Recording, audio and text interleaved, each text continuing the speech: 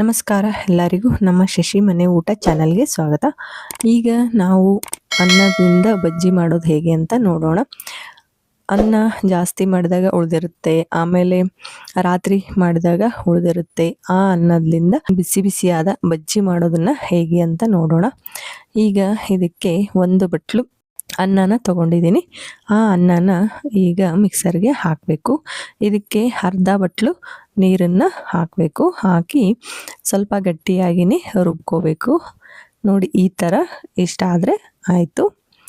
ಈಗ ಇದನ್ನು ಒಂದು ಪಾತ್ರೆಗೆ ಹಾಕಬೇಕು. ಎಲ್ಲನೂ ಇದಕ್ಕೆ ಹಾಕಬೇಕು.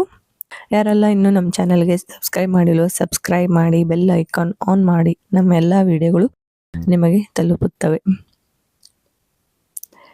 ಹಾಕಿ ಇದಕ್ಕೆ 1 ಸ್ಪೂನ್ ಖಾರ ಪುಡಿನ ಹಾಕಬೇಕು. ಖಾರ ಕಮ್ಮಿ ಬೇಕಂದ್ರೂ ಹಾಕ್ಬೋದು.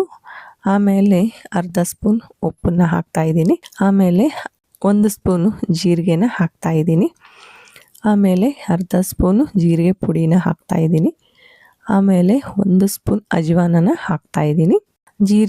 ಜೀರಿಗೆ ಪುಡಿ ಅಜ್ವಾನ ಹಾಕೋದ್ರಿಂದ ಬಜ್ಜಿ ತುಂಬಾ ಟೇಸ್ಟಿಯಾಗಿ ಇರ್ತಾವ, ಹಾಗಾಗಿ ಇವನ್ನ ಹಾಕ್ತಾ ಇದ್ದೀನಿ.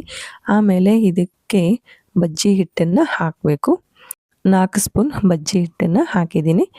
ಅನ್ನ ರುಬ್ಕೋವಾಗ ಸ್ವಲ್ಪ ನೀರಿದ್ದರೆ ಅದಕ್ಕೆ ಸ್ವಲ್ಪ ಜಾಸ್ತಿನೇ ಬಜ್ಜಿ ಹಿಟ್ಟನ್ನು ಹಾಕಬೇಕಾಗುತ್ತೆ. ಹಾಕಿ ಬಜ್ಜಿ ಹಿಟ್ಟಿನ ಹದಕ್ಕೆ ಕಲಿಸ್ಬೇಕು. ಈಗ ಇದನ್ನೆಲ್ಲ ಚೆನ್ನಾಗಿ ಕಲಿಸ್ಬೇಕು. ನೋಡಿ, ಈ ಥರ ಎಲ್ಲನೂ ಚೆನ್ನಾಗಿ ಕಲಿಸ್ಬೇಕು. ಇದನ್ನೊಂದ್ಸಲ ತಪ್ಪದೆ ಟ್ರೈ ಮಾಡಿ, ಹೇಗಾಯ್ತಂತ ನನಗೆ ಕಾಮೆಂಟಲ್ಲಿ ತಿಳಿಸಿ. ನೋಡಿ, ಈಗ ಇದಕ್ಕೆ ನೋಡಿ ಇಷ್ಟ ಆದರೆ ಆಯಿತು. ಈಗ ಇದಕ್ಕೆ ಉಳ್ಳಾಗಡ್ಡಿನ ಹಾಕ್ತಾಯಿದ್ದೀನಿ. 2 ರಿಂದ 3 ಉಳ್ಳಾಗಡ್ಡಿನ ತೊಗೊಂಡಿನಿ. ಅವನ್ನ ಈ ಥರ ಮೀಡಿಯಮ್ ಆಗಿ ಕಟ್ ಮಾಡ್ಕೊಂಡಿನಿ. ಜಾಸ್ತಿ ಉದ್ದನೂ ಇಲ್ಲ, ಜಾಸ್ತಿ ಸಣ್ಣನೂ ಇಲ್ಲ. ಈ ಥರ ಉದ್ದುದ್ದಿಗೆ ಕಟ್ ಮಾಡ್ಕೊಂಡಿನಿ. ಅವನ್ನ ಈ ಥರ ಚೆನ್ನಾಗಿ ಪ್ರೆಸ್ ಮಾಡಿ ಕಲಿಸ್ಬೇಕು. ಆಗ ಅವು ಉಳ್ಳಾಗಡ್ಡಿ ಒಂದಕ್ಕೊಂದು ಅಂಟಿರ್ತಾವ. ಈ ಥರ ಕಲಿಸೋದ್ರಿಂದ ಅವೆಲ್ಲ ಬಿಡಿ ಬಿಡಿಯಾಗಿ ಹಾಕ್ತಾವ. ಹಾಗಾಗಿ ಈ ಥರ ಪ್ರೆಸ್ ಮಾಡಿ ಕಲಿಸ್ಬೇಕು. ನೋಡಿ, ಈ ಥರ ಆಗಬೇಕು. ಆಮೇಲೆ ಇದಕ್ಕೆ ಕರಿಬೇವನ್ನು ಹಾಕಬೇಕು. ಸಣ್ಣದಾಗಿ ಕಟ್ ಮಾಡ್ಕೊಂಡಿರೋ ಕರಿಬೇವನ್ನು ಹಾಕ್ತಾಯಿದ್ದೀನಿ. ಈ ಕರಿಬೇವು ಎಣ್ಣೆಯಲ್ಲಿ ಫ್ರೈ ಆಗೋದ್ರಿಂದ ಕರಿಬೇವಿನ ಟೇಸ್ಟೂ ತುಂಬ ಚೆನ್ನಾಗಿ ಇರುತ್ತೆ. ಇದಕ್ಕೆ ಒಳ್ಳೆ ಕಾಂಬಿನೇಷನ್ ಆಗುತ್ತೆ. ಈ ಥರ ಎಲ್ಲನೂ ಚೆನ್ನಾಗಿ ಕಲಿಸ್ಬೇಕು. ಆಮೇಲೆ ಈಗ ಎಣ್ಣೆನ ಕಾಯಕ್ಕೆ ಇಟ್ಟಿದ್ದೀನಿ. ನೋಡಿ, ಈ ಥರ ಬಜ್ಜಿನ ಹಾಕಬೇಕು. ಸ್ವಲ್ಪ ತಗೊಂಡು ಈ ಥರ ಹಾಕಬೇಕು ಎಲ್ಲನೂ. ಇವು ಮಳೆಗಾಲದ ಟೈಮಲ್ಲಿ ತುಂಬಾ ಟೇಸ್ಟಿಯಾಗಿ ಇರ್ತಾವ. ಈ ಬಜ್ಜಿ ತುಂಬಾ ಕ್ರಿಸ್ಪಿಯಾಗಿ ಇರ್ತಾವ. ಮಾಮೂಲಿಯಾಗಿ ಬಜ್ಜಿ ಹಿಟ್ಟಿನಿಂದ ಬಜ್ಜಿ ಮಾಡ್ತಿರ್ತೀವಿ. ಈ ಒಂದೇ ಥರ ಬಜ್ಜಿ ತಿನ್ನೋದ್ರಿಂದ ಬೋರ್ ಆಗಿರುತ್ತೆ. ಹಾಗಾಗಿ ಈ ಥರ ಡಿಫ್ರೆಂಟ್ ಆದ ಬಜ್ಜಿನ ಟ್ರೈ ಮಾಡಿ. ಈ ಥರ ಚೆನ್ನಾಗಿ ಫ್ರೈ ಮಾಡಬೇಕು. ಕೆಂಪಗಾಗೋ ತನಕ ಫ್ರೈ ಮಾಡಿದರೆ ಅವು ತುಂಬಾ ಕ್ರಿಸ್ಪಿಯಾಗಿ ಟೇಸ್ಟಿಯಾಗಿ ಇರ್ತಾವ. ಈ ಥರ ಡಿಫ್ರೆಂಟ್ ಆದ ಬಜ್ಜಿನ ಟ್ರೈ ಮಾಡ್ಬೋದು.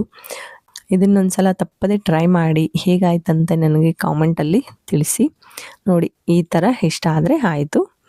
ಈಗ ಇವನ್ನೆಲ್ಲ ತೆಗಿಬೇಕು. ಇದು ಟೀ ಟೈಮಲ್ಲಿ ತುಂಬಾ ಒಳ್ಳೆ ಕಾಂಬಿನೇಷನ್ ಆಗುತ್ತೆ. ತುಂಬಾ ಕ್ರಿಸ್ಪಿಯಾಗಿರ್ತಾವ ಬಜ್ಜಿ. ನೋಡಿ, ಈಗ ಎಲ್ಲನೂ ತೆಗೆದು ಮತ್ತೆ ಇನ್ನೊಂದು ಸಲ ಹಾಕೋದನ್ನು ಹೇಳ್ತಾ ಇದ್ದೀನಿ. ಈ ಥರ ಸಣ್ಣದಾಗಿ ಬಿಡ್ತಾ ಹೋಗಬೇಕು.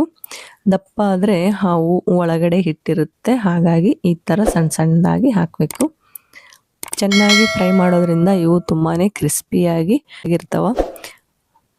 ಮಾಮೂಲಿ ಬಜ್ಜಿಗಿಂತ ಇವು ಒಳ್ಳೆ ಟೇಸ್ಟ್ ಇರ್ತಾವ. ತಪ್ಪದೇ ಇದನ್ನೊಂದ್ಸಲ ಟ್ರೈ ಮಾಡಿ. ತುಂಬಾ ಈಸಿಯಾಗಿ ಈ ಬಜ್ಜಿನ ಮಾಡ್ಕೋಬೋದು. ಕಡಿಮೆ ಟೈಮಲ್ಲಿ ಇವನ್ನ ಮಾಡ್ಕೋಬೋದು. ಈ ವಿಡಿಯೋ ನಿಮಗೆ ಇಷ್ಟವಾಯಿತು ಅಂತ ಅಂದ್ಕೊತೀನಿ. ಈ ವಿಡಿಯೋಗೆ ಲೈಕ್ ಮಾಡಿ, ಶೇರ್ ಮಾಡಿ ಮತ್ತು ಸಬ್ಸ್ಕ್ರೈಬ್ ಮಾಡೋದನ್ನು ಮರಿಬೇಡಿ. ಧನ್ಯವಾದಗಳು.